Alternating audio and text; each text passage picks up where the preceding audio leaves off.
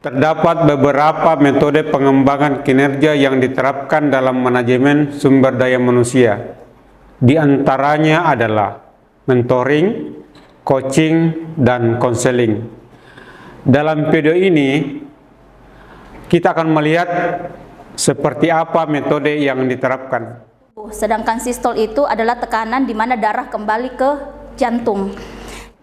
Pertama, mentoring. Dalam contoh kasus, tata cara penggunaan tensimeter yang baik dan benar. Mentoring adalah proses pendampingan yang lebih mengarah ke pengembangan diri secara lebih menyeluruh. Sebagai gambaran lebih jelas dari proses mentoring, berikut contoh kasus pengembangan kinerja perawat di RSUD Labuan Baji, di mana perawat baru yang bertugas di RSUD Labuan Baji yang akan melakukan visite ke ruang perawatan yang mendapatkan pendampingan langsung dari perawat senior tentang penggunaan tensimeter yang baik dan benar. Setelah dilakukan asesmen, evaluasi perawat junior mampu menggunakan tensimeter sesuai prosedur yang ada. Itulah tadi protap cara penggunaan tensimeter secara baik dan benar, di mana fungsi dari mentoring yaitu: pertama, meningkatkan percaya diri. Kedua, meningkatkan soft skill dan hard skill. Ketiga, mempercepat proses belajar. Keempat, mempercepat raih kesuksesan. Kelima, efektif dan efisien dalam proses belajar. Metode pengembangan kinerja selanjutnya adalah coaching. Coaching dipahami sebagai proses di mana individu memperoleh keterampilan, kemampuan, dan pengetahuan yang mereka butuhkan untuk mengembangkan diri secara profesional dan menjadi lebih efektif dalam pekerjaan mereka. Ketika orang-orang dilatih, mereka dapat meningkatkan kinerja mereka dalam pekerjaan mereka saat ini dan potensi mereka untuk berbuat lebih banyak di masa depan. Hal ini diungkapkan oleh Stone dalam bukunya tahun 2007. Sebagai contoh, Bapak Ibu bisa melihat ilustrasi coaching dalam pengembangan kinerja sebagaimana kasus seperti ini. Selamat siang Ibu. Izin saya kemari menghadap ke Ibu untuk meminta petunjuk terkait penentuan kelas jabatan. Saya ada terkendala terkait dengan aturan yang baru menentukan. Mungkin Ibu bisa bimbing nanti. Kira-kira mohon bantuannya, Bu. Baik. Terima kasih Pak David. Memang mungkin peraturan ini perlu kita diskusikan lebih lanjut. Selanjutnya saya akan membimbing Pak David sehingga penentuan peringkat jabatan bisa lebih mudah untuk kita selesaikan. Baik, terima kasih.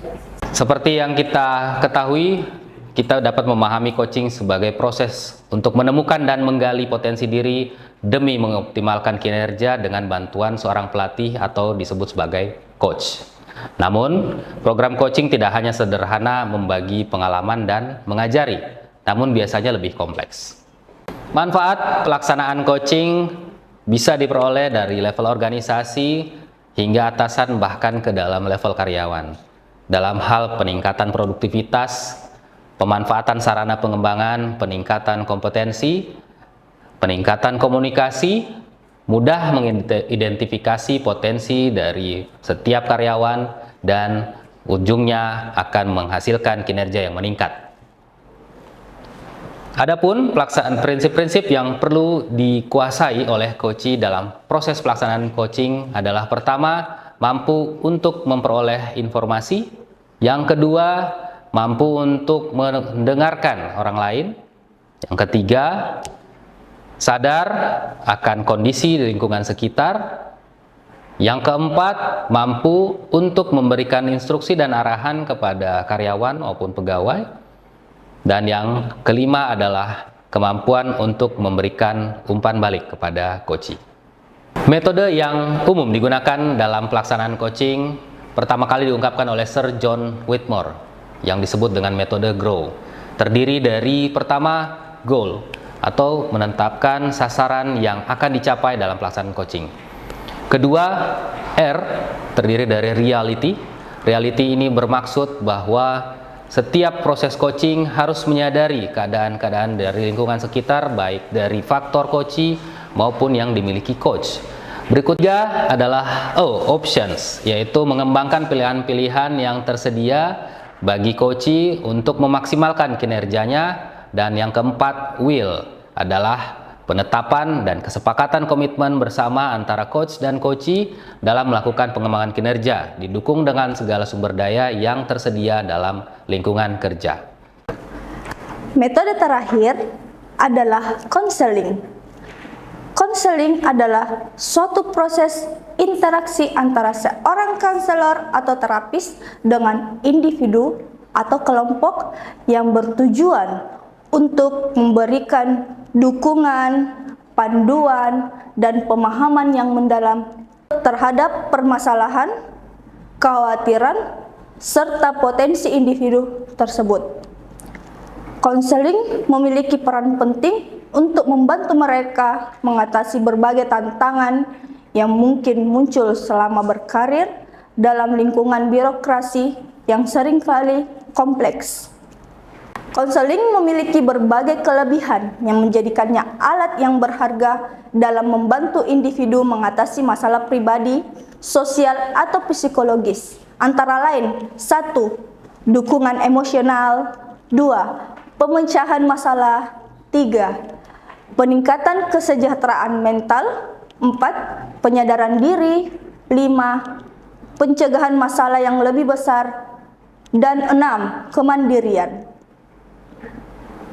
Dalam sesi konseling, konseli diajak untuk berbicara terbuka tentang perasaan, kekhawatiran, dan tantangan yang mereka hadapi. Konselor berperan sebagai pendengar yang empati dan panduan yang membantu konseli menemukan solusi untuk masalah mereka.